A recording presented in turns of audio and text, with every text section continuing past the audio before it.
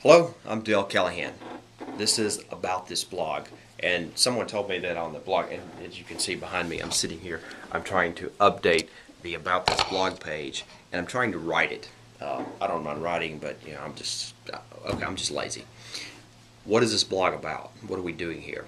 This is about escaping cubicle insanity. That's just what it says. A venture capital friend of mine one time told me that people are cubically insane. The people that are living in corporate America, there's nothing wrong with them. They've been stuck in this environment, this meaningless type of work activity, going to meetings, this cog in the wheel mentality, and they get stuck, and their connections to the outside world and their understanding of the outside world is disconnected. And there's a very big difference from how the venture capitalists, how the entrepreneurs see the world, and how the person who goes and gets a job, or as a friend of mine says, just over broke a job, how they live their life, based upon the titles and the things that are going on in the corporate world. So this is about escaping that. Since 2000, I've been involved in the master's degree program, Information Engineering and Management, at the University of Alabama at Birmingham, and we've been working with professional people outside of this cubically insane group of people. And we've been trying to educate them. The program's built to educate them to how to raise up to the top of corporate America, of course. As we've done this since 2000, we've realized that that's not what they want. That's not the key. That may be what they enter the program, but the big deal to them is they're looking to figure out what their passion is, how to live out their passion, how to make a difference in the world, how to take control of their life and their income. And because this is all we know, this is what we've been taught, so many of us, that the only way to do that is to move up, to go get a job, and to move up the corporate ladder. That's what they're there to do. They're just, hey, our education got us this far, but we don't know how to get to the next level, or tell us. Instead of telling them, we've learned to ask them questions. And the questions are to break them out of that cubicle thinking, to think outside the cube, if you will. And that's what we're here to do, and that's what this blog has become about, is as we've worked with these people, when we find them, they come here and they say, and we start to talk about this type of stuff, and we start to ask them, what is it you want? What is it you're looking for? And we go through these exercises, and it takes months.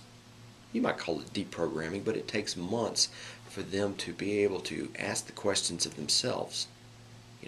What do I really want? And is this really how I want to live my life?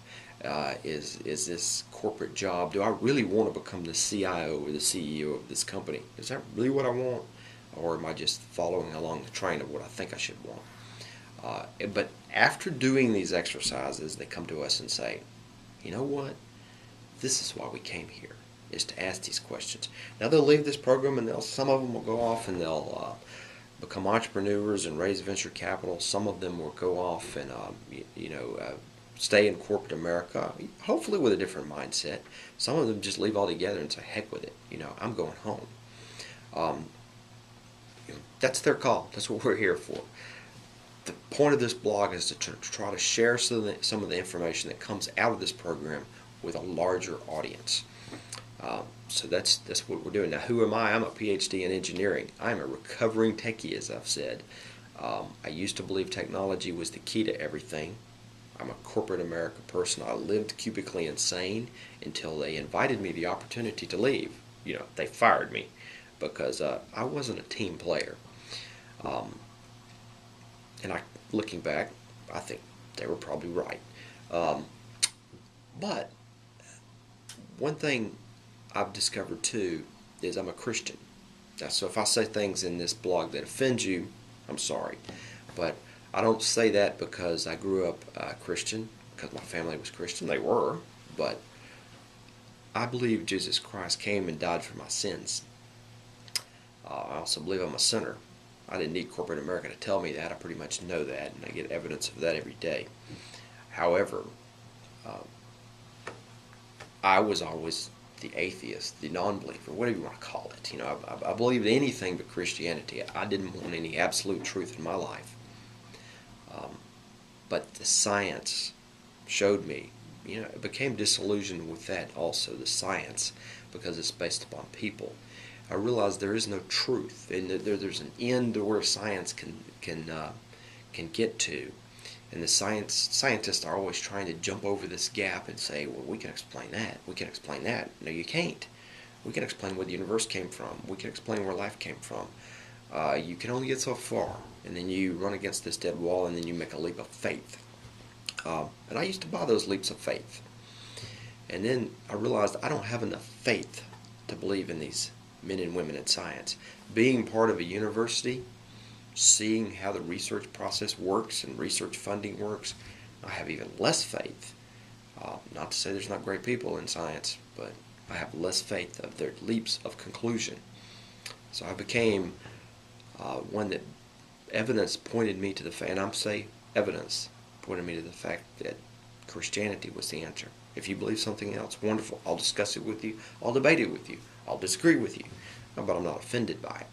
So I'm asking you not to be offended by what I believe. But that's what this blog is about. I'm a Christian, and foremost in everything I do.